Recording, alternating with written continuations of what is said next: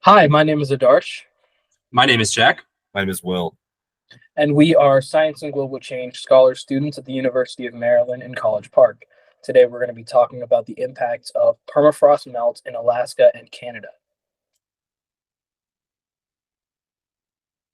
So, before we can get into specific impacts and how permafrost melt drives change in the environments of Alaska and Canada, let's take a second to understand what permafrost is. Permafrost is a permanently frozen layer on or under the Earth's surface that usually consists of soil, gravel, and sand that is bound together by ice.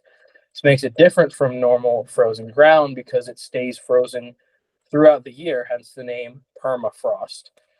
It's prevalent at extreme latitudes and altitudes, and it stores a lot of water, methane, CO2, and other gases, making it extremely crucial to water and carbon cycles. And over here, you can see an image showing sort of a layout of permafrost similar to the one on the previous slide. Let's take a second to examine how climate change impacts permafrost.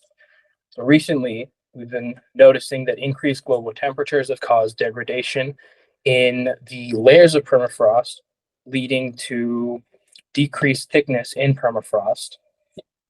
Thus, permafrost have been melting, and that causes disruption to crucial ecological cycles. As we mentioned previously, the water cycle and carbon cycle are both extremely dependent on permafrost. Furthermore, since permafrost contains these greenhouse gases, they are being emitted at greater rates due to this permafrost melt. So trapped CO2 and methane that are contained within the permafrost are being released. This leads to a sort of negative feed. It is a positive feedback loop, but not a good one, because there are more greenhouse gases being released, and thus more permafrost is melting, and that's causing even more greenhouse gas release. And you can see that process broken down on the image on the right. Now, how do we know this? How can we tell that these impacts are happening from climate change on permafrost? Well, we can take a look at sort of the same kinds of indicators that we use to look at overall climate change. So we can look at direct indicators, use climate measuring stations, soil probing. Big things we can look at are permafrost temperature, which has been rising over the years, or active layer thickness, which has been decreasing because the layers of permafrost have been getting smaller. Furthermore, we can look at ice cores and borehole temperatures, which have also been increasing over the years. So now let's take another look at how permafrost has changed over the years.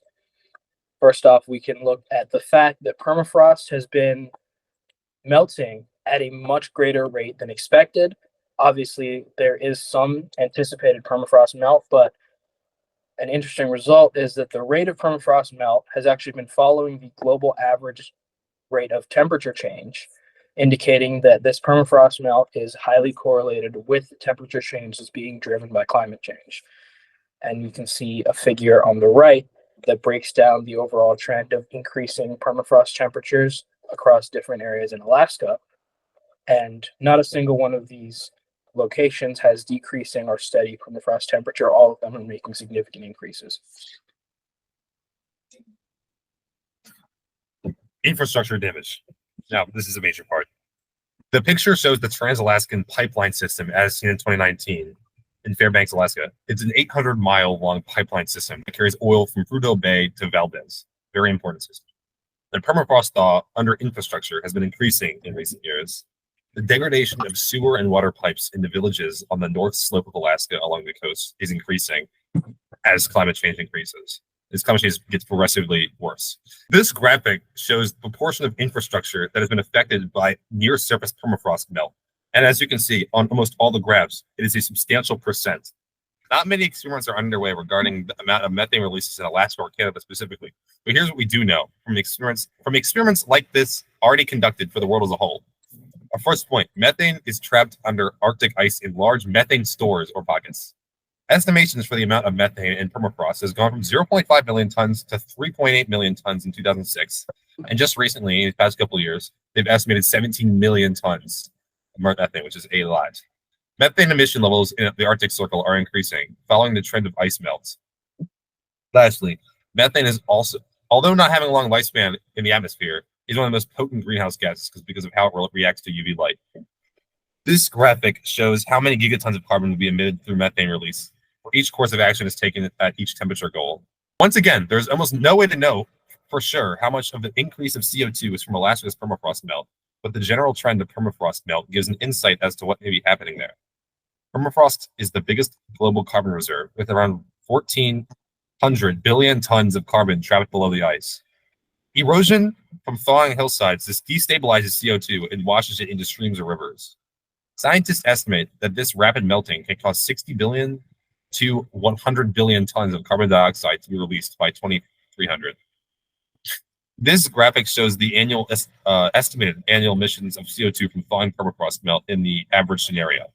As you can see, it starts to decline, but that is only because there's only so much permafrost in the earth. Permafrost, as we've seen, has been predicted to be impacted by climate change in a variety of ways, but an important question to ask is how much will it actually change? As temperatures globally increase, the stability of existing permafrost is threatened, and water that has been frozen for extremely long periods of time will start to become liquid again. Every aspect of human life within these areas is going to be impacted by the melting of permafrost. And permafrost stores are expected to shrink by up to 15 or 30% by 2050 in only the Northern Hemisphere. That is to note, there is also additional permafrost that will be expected to see losses as well in the Southern Hemisphere. On this graph, we can see the permafrost occurrence both in the present day and based on a mid-tier carbon emissions prediction in 2041 to 2060. It also shows the mean annual ground temperatures.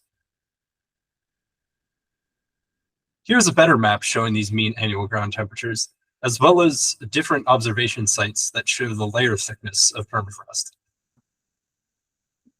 So what does this all mean? Of course, as we've talked about before, there's high risk of threat to infrastructure. This image shows a cabin collapsing because the permafrost that laid under its foundation melted. Because these conditions have been constant for such a long time, much engineering has been done with the assumption that it would stay stagnant. However, because of the effects of global climate change, it will not.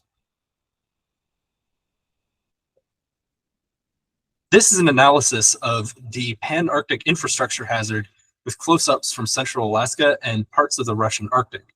As we can see, it includes both the Trans-Alaska Pipeline System, the Eastern Siberia Pacific Ocean Pipeline System, rail systems, airways, roads, and human settlements. Another great risk of permafrost melt is industrial site contamination. A variety of industrial sites are placed along the Arctic Circle, especially in Alaska and Canada, due to its richness in hydrocarbon resources. These oil processing sites are generally producing large amounts of industrial contaminants, such as heavy metals, fossil fuel byproducts, and radioactive waste. These chemicals will leach from the factories and their sites into the ground, or be buried in ways that were once considered to be appropriate due to the assumption of permafrost stability. However, as temperatures increase globally, these so-called safe sites will begin to become hazardous once again, posing a threat to both the ecosystem and nearby human settlements. These graphs correlate the number of industrial sites that could in the future pose a risk due to increase in permafrost melt, as well as the global temperature and ultimately increase, including a various range of projected climate scenarios from the lower carbon prediction model, the RCP 2.6, to the higher carbon prediction model, RCP 8.5. Here are our works cited. That is all. Thank you for watching our presentation.